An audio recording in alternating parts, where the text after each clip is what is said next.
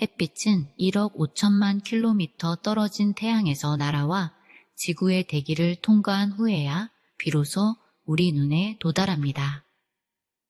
그제서야 우리는 눈앞에 무언가를 볼 수 있는 겁니다.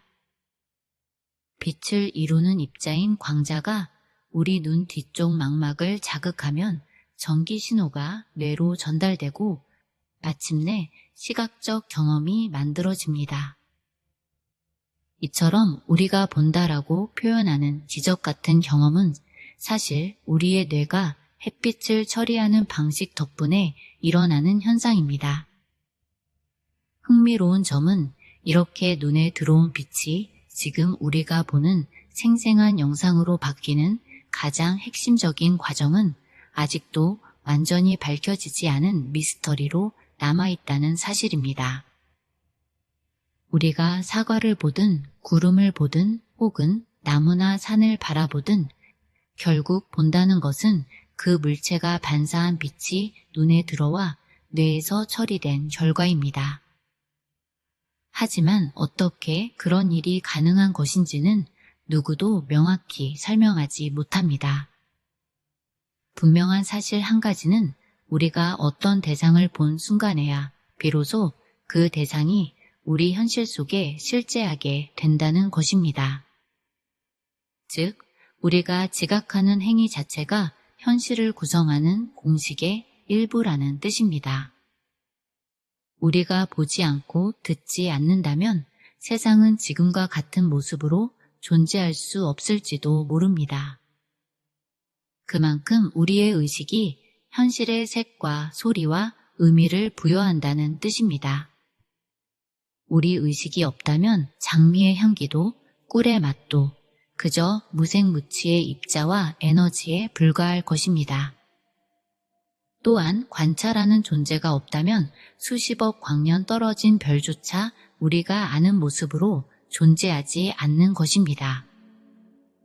이렇듯 우리 인간과 현실의 관계는 어느 하나만 따로 떼어낼 수 없을 만큼 밀접하게 연결돼 있죠. 우리는 매 순간 현실을 창조해내고 있지만 그게 어떤 방식으로 작동하는지에 대해서는 잘 모르고 있습니다.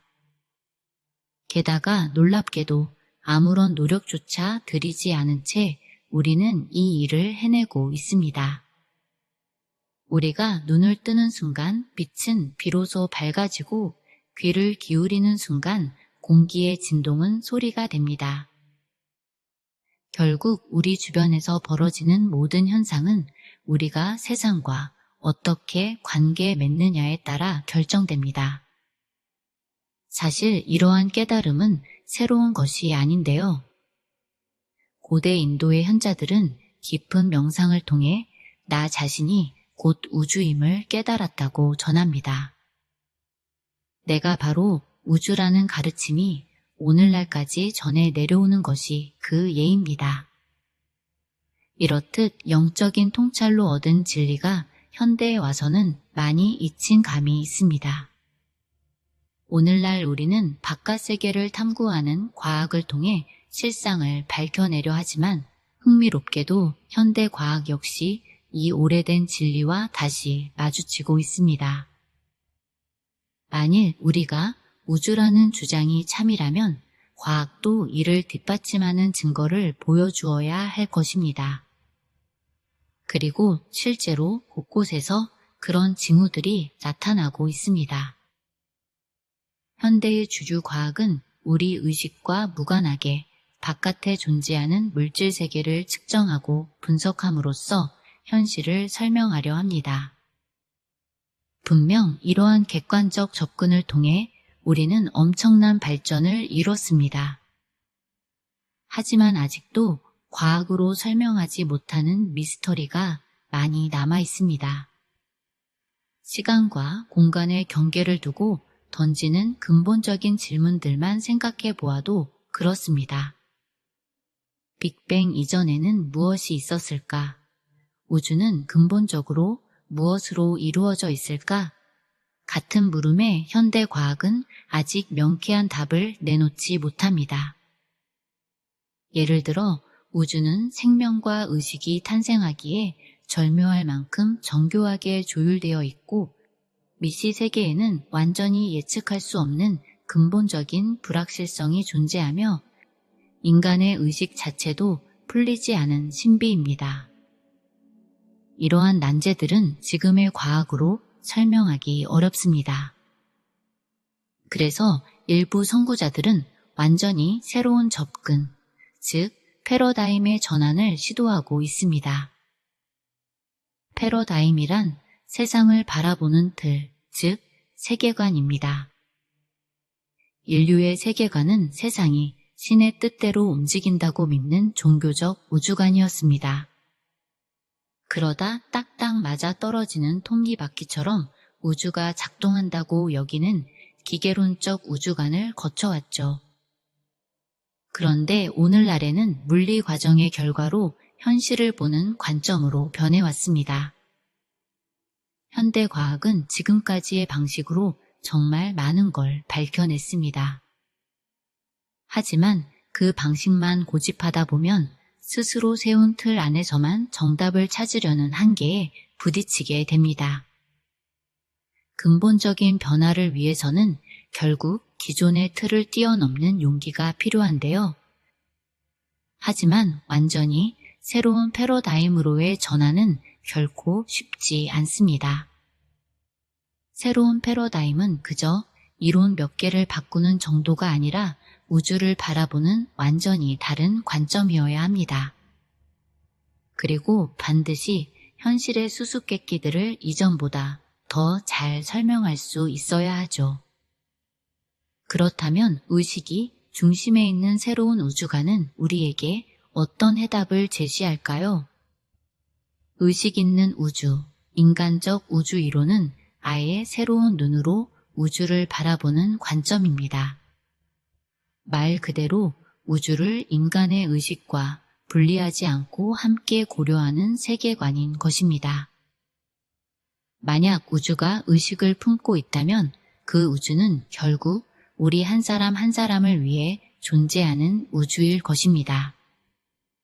지금까지 우리는 우주가 너무 거대하고 멀리 있어 일상과 무관하다고 느껴왔습니다. 하지만 이 세상의 모든 사물이 우리 의식과 관계를 맺어야만 비로소 존재한다면 사실 우리는 매 순간 우주와 접촉하고 있는 셈입니다. 그렇다면 인간은 어떻게 자신의 현실을 창조해 놓고도 그 사실을 잊고 살아갈 수 있을까요?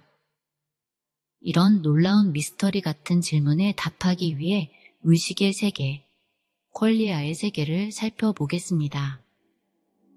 다소 낯설게 들릴 수 있는 퀄리아는 사실 우리가 매일 경험하는 아주 친숙한 것입니다.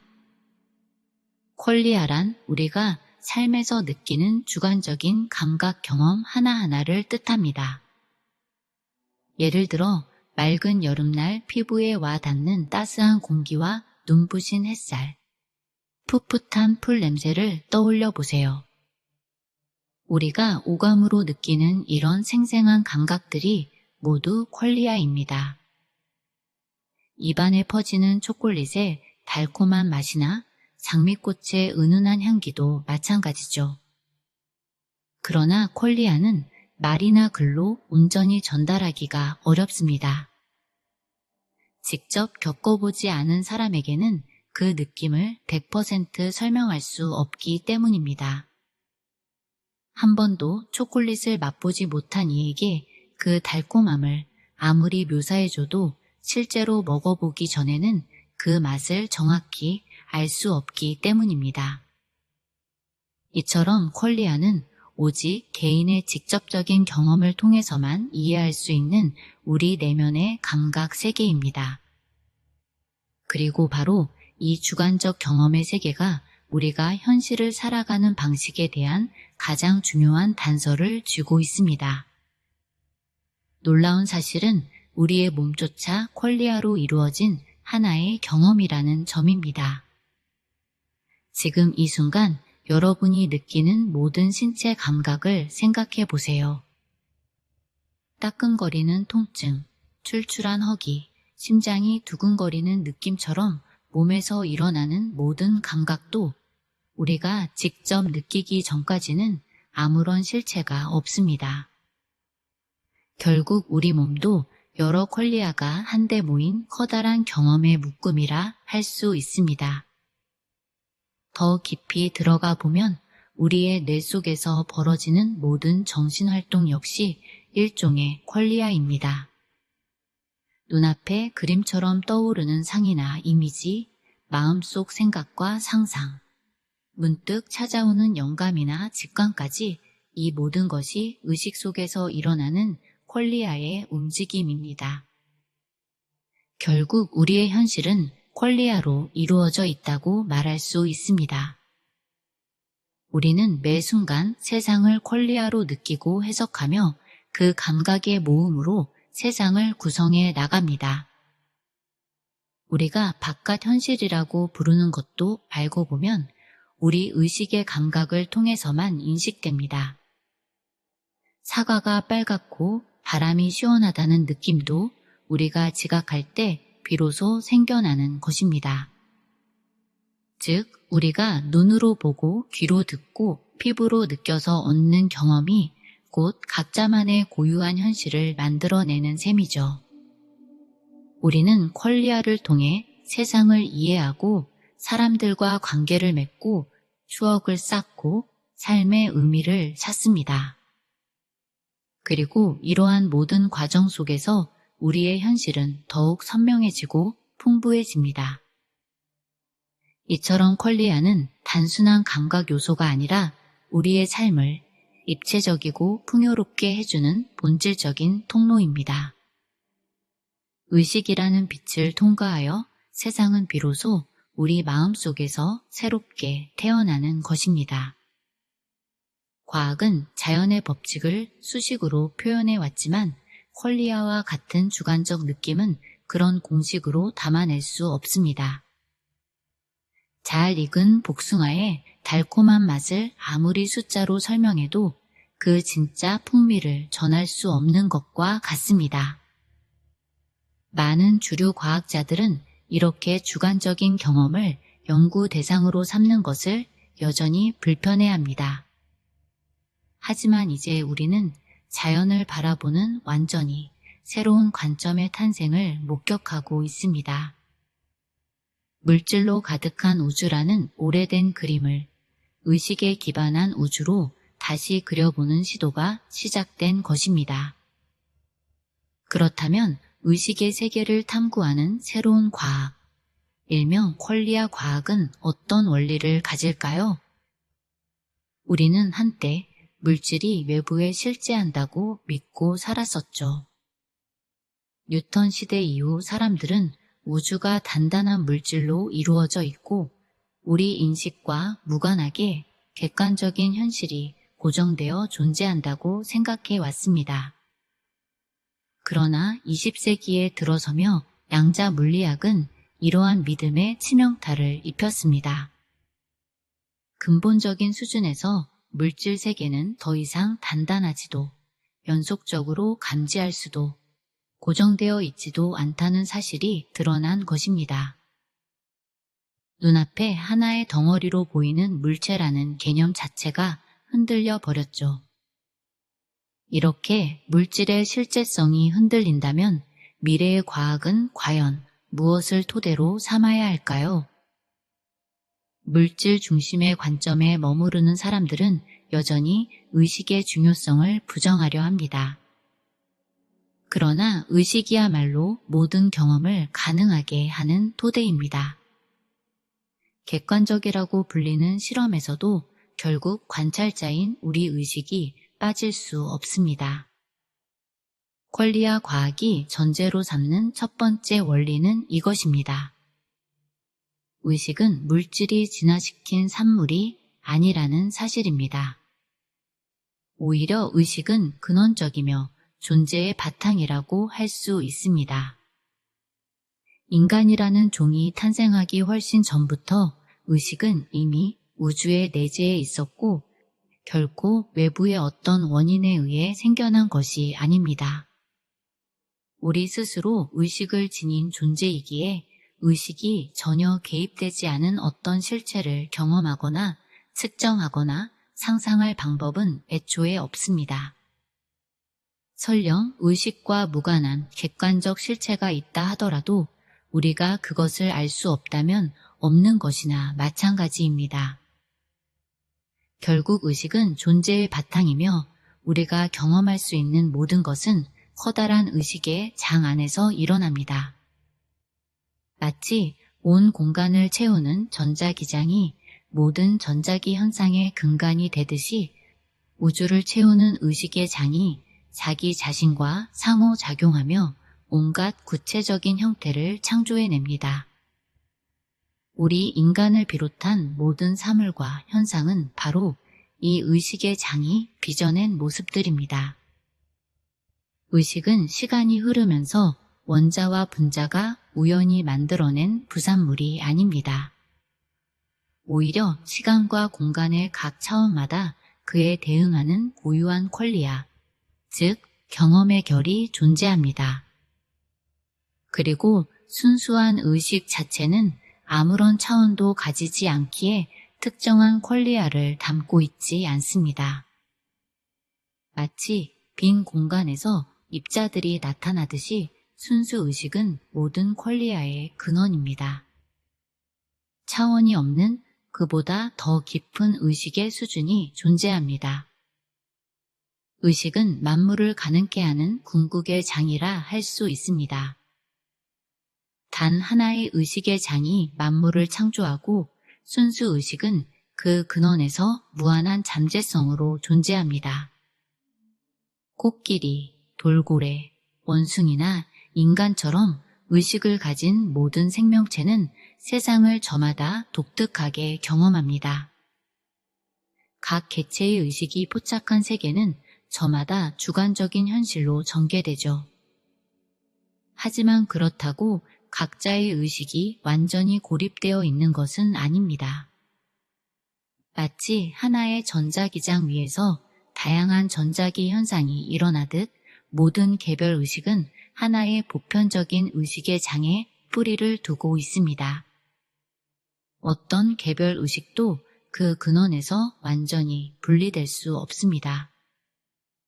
전자기장이 없는 전자기 현상이 있을 수 없듯 의식의 장 바깥에서 일어나는 의식 현상 역시 있을 수 없는 법입니다. 우리는 모두 근본적으로 하나의 의식에 연결된 존재들입니다. 인간으로서 우리가 주관적으로 겪는 경험들은 감각, 이미지, 느낌, 생각의 형태로 일어납니다.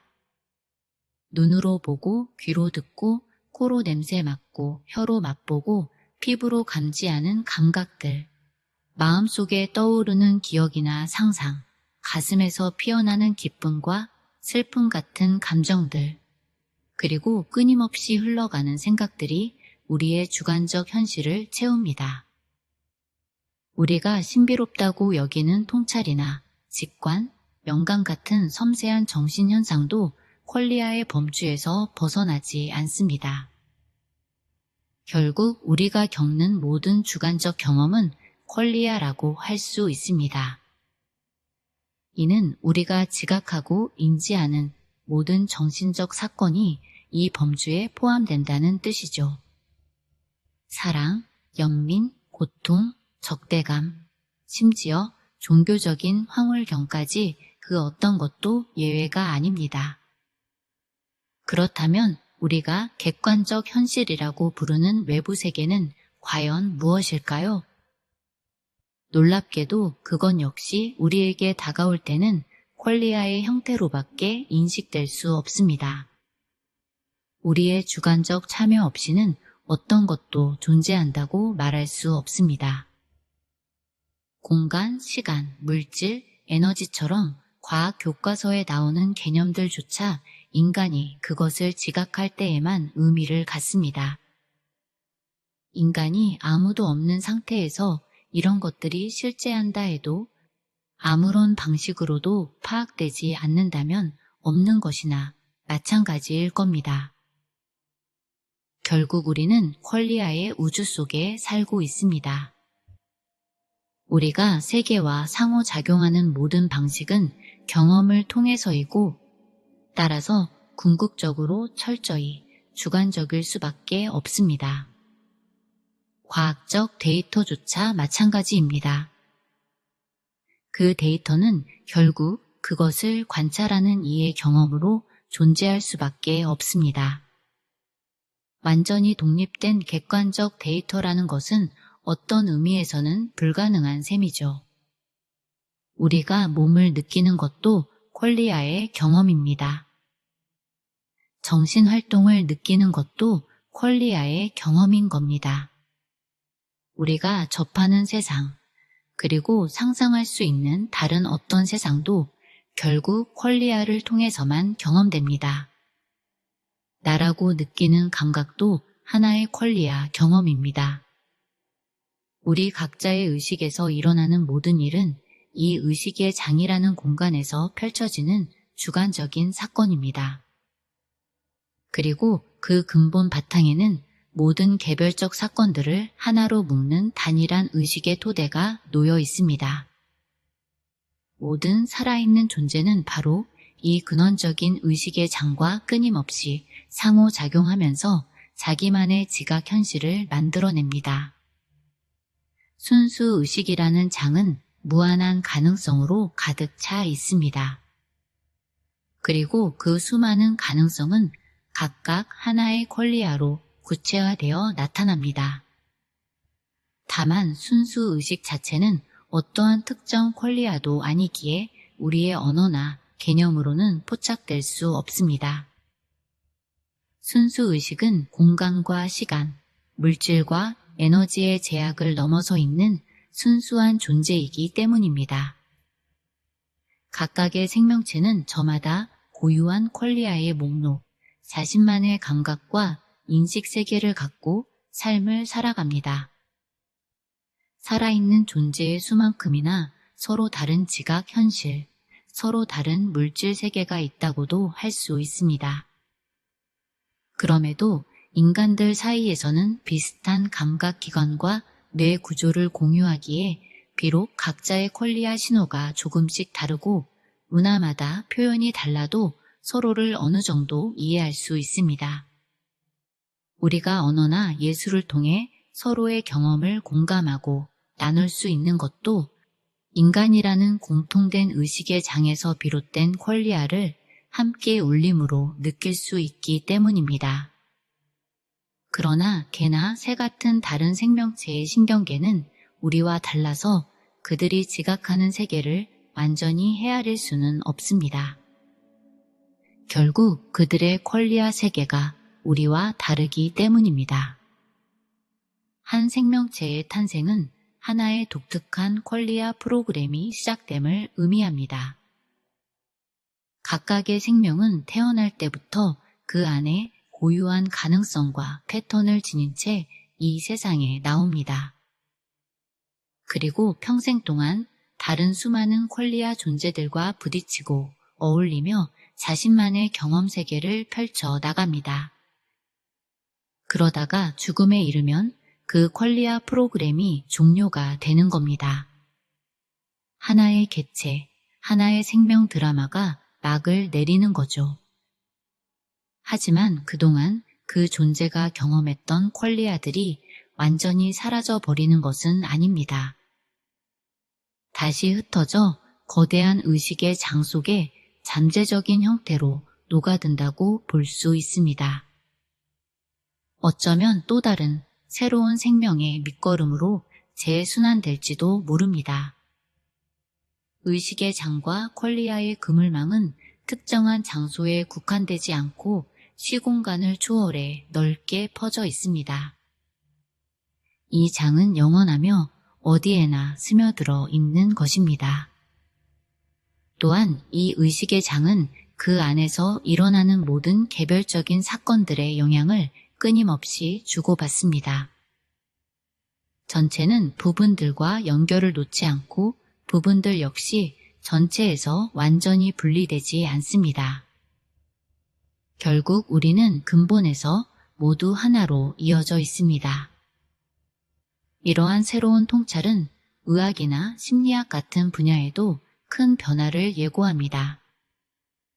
의식과 주관적 경험을 존중하는 방향으로 관점이 바뀐다면 인간을 바라보는 눈과 치유의 방식 또한 크게 달라질 것입니다. 사실 오래전부터 세계 여러 문화에는 주관적 경험에 대한 지혜가 전해 내려왔습니다. 예를 들어 아유르베다나 한의학 같은 전통의학은 이미 마음과 몸, 그리고 환경의 상호작용을 중시해 왔습니다. 또 현대과학의 후성 유전학 연구를 통해서도 스트레스나 즐거움 같은 우리의 경험이 유전자 활동에 영향을 준다는 사실이 밝혀지고 있습니다. 의식의 관점에서 생명을 바라보면 생명이란 우주의 순수 의식 속에 원래부터 잠재되어 있던 가능성이 물질로 나타난 것이라 할 수 있습니다. 개별 생명체는 태어나고 사라지지만 생명 그 자체는 의식의 장 안에서 시작도 끝도 없이 계속되어 온 것입니다. 마찬가지로 진화 역시 의식이 보다 다양한 경험을 찾아가는 창조적인 과정입니다. 지구상의 놀라운 생명, 다양성은 가능한 모든 경험을 극대화하려는 의식의 실험인 것입니다. 모든 종은 환경과 상호작용하며 창의적으로 진화해왔고 그 결과 모든 생명은 거대한 하나의 연결망처럼 이어져 있습니다. 인간에게는 자기 인식이라는 특별한 능력이 있습니다. 내가 의식하고 있음을 스스로 아는 이 능력은 우리가 과거의 경험 패턴에 갇히지 않고 언제든 새로운 길을 선택할 수 있게 해줍니다. 의식이 깨어나는 순간 우리는 더 이상 과거의 반복에 얽매이지 않고 비로소 진정한 자유를 맛보게 되는 거죠. 이렇듯 우리의 의식은 무한한 가능성의 장인 순수 의식과 본래 하나로 이어져 있습니다. 우리 내면에 이러한 순수한 본성을 깨닫고 받아들이는 일이 인류가 창조적 진화 속에서 다음 단계로 도약하는 출발점이 될 것입니다. 그 변화는 곧 우리가 인식하는 우주 자체를 새롭게 창조하는 일과 다름없습니다. 우주는 우리의 의식에 맞추어 모습을 드러내기 때문입니다. 새롭게 태어난 의식은 불꽃처럼 퍼져나가 더 많은 사람들의 마음을 밝힐 것입니다. 의식의 변화가 임계점을 넘으면 마침내 인간 현실의 새로운 장이 열리게 되는 거죠. 그리고 우리는 이러한 변화를 만들어가는 주체이자 새로운 현실을 창조하는 존재입니다. 이러한 변화는 결코 신비한 마법이 아닙니다.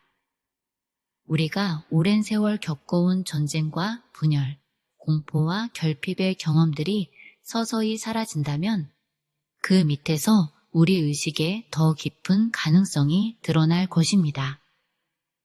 오랫동안 내면을 짓눌러온 무력감과 두려움을 털어낼 때 비로소 새로운 긍정의 경험이 힘차게 솟아나기 때문입니다.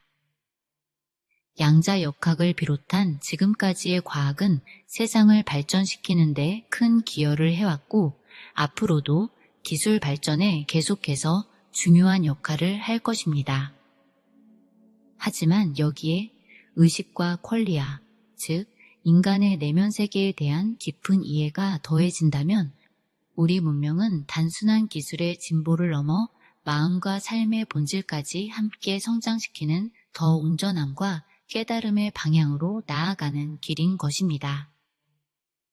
그리고 우리가 진정 누구인지를 깨닫게 될 때 개인의 삶과 사회 전체는 근본부터 달라질 수 있습니다. 우리는 더 이상 광대한 우주 속을 홀로 떠도는 보잘것없는 존재가 아닙니다. 우리는 각자 모두가 자신의 현실을 창조하고 있고 처음부터 우주와 하나로 이어져 온 존재입니다. 말하자면 한 사람 한 사람이 인간의 모습을 한 우주인 것입니다. 우리의 본질은 수많은 생각과 감정 이전에 존재하는 순수한 의식입니다. 그리고 이 의식은 시공간을 초월하여 우리 모두를 하나로 이어주는 근본입니다. 이 사실을 깊이 깨닫게 되면 더 이상 자신을 무력한 존재로 여기지 않게 됩니다. 대신 별들을 움직이는 우주의 지성과 창조성이 내 안에도 살아있음을 느끼게 될 것입니다.